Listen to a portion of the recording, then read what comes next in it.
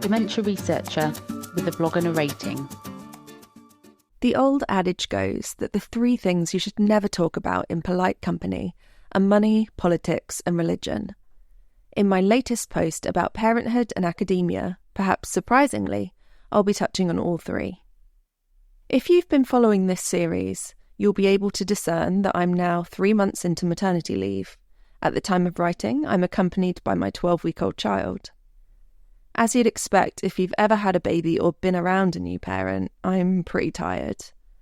Thankfully, my baby is generally a very good sleeper. For a couple of months now, we've been putting him to sleep when we go to bed, around 10 p.m, then he'll wake for a feed at perhaps 4 a.m, and usually sleep again until 7 or 8. The last 3 nights, in fact, he's gone down by 9 and not woken up for a feed until 6 a.m, a minor miracle. When he does wake in the night for a feed, this process might take half an hour, which is pretty manageable. Unfortunately, when he goes back to sleep, more often than not I can't. Instead, I'll lie awake for a couple of hours, thinking about money. I'm pretty frugal by nature. I can make a modest income go a long way. My perspective might be unpopular with this audience, but one of my pet hates is hearing people complain about the PhD stipend. Thankfully, my funder, and many others, put up their stipend rate last year in response to the escalating cost of living crisis. This was obviously gratefully received, but I could have managed either way. Partly because I'm one half of a couple, although a primary school teacher's salary isn't exactly baller material, but mainly because I've made do on much less. At the end of each month, as a PhD student, I take home more than I ever did in the 6 years I worked for the Church of England. In retrospect, the salary I earned in that context seems somewhat exploitative, particularly as my employer could dictate the expensive area in which I lived, and the fact that I always had to work evenings, weekends, Christmas and Easter. I also recognise that there are a lot of people with an income more modest than my stipend who aren't going to receive the title of doctor at the end of it. So I count my blessings. And my pennies.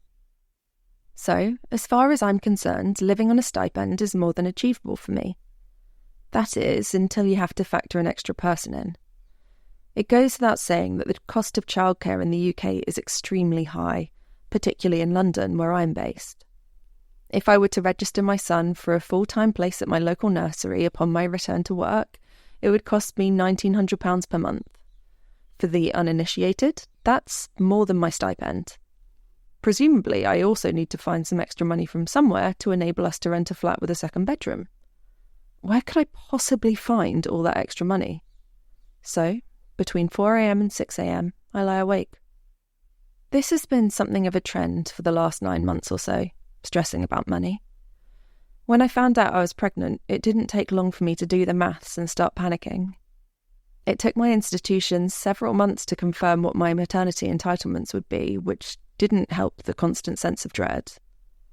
My sister messaged to reassure me and point out that the government had announced that they'd be extending free childcare provision to younger age groups. By the time my child was 9 months old, at which point I would be returning to work, he would be eligible for 15 hours of free childcare. I was so relieved. 15 hours wasn't loads, but it was certainly better than nothing. I figured that maybe I could take those 2 days, pay for another one, and work my remaining hours during nap times, evenings or weekends.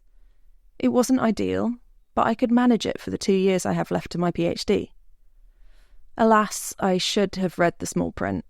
A few months ago, in the middle of the night, I awoke to the sudden realisation that this was for working parents. As a PhD student, I don't qualify. There are other provisions for students, but only undergraduates. Some institutions offer subsidised childcare for their students, but not mine. I appear to have fallen into a bit of a black hole where nothing applies. I can't even rely on free childcare from my extended family. My brother and sister live in the UK, with young families of their own, but my parents and the rest of my family are back in New Zealand, so there's not a lot they can do from there. Months of stressing culminated this week in my sending a rage-fueled email to my local MP. I look forward to receiving your reply, Kia. Surely some extra provision could be available for parents in my situation. Is studying for a PhD not enough like work? I imagine I'll be drafting a similar email to my institution. I would love universities to consider ways that they can better support their students to complete their studies when they're also managing caring responsibilities, particularly as this is an issue that disproportionately affects women. So to me, it's also an issue of equity. I say all this not for sympathy, or for some anonymous benefactor to suddenly send me a small fortune, although please do, but to highlight the current realities and difficult decisions faced by early career researchers and doctoral students when juggling parenthood. Perhaps nothing will change, but saying something to my MP, to my institution, is better than saying nothing at all.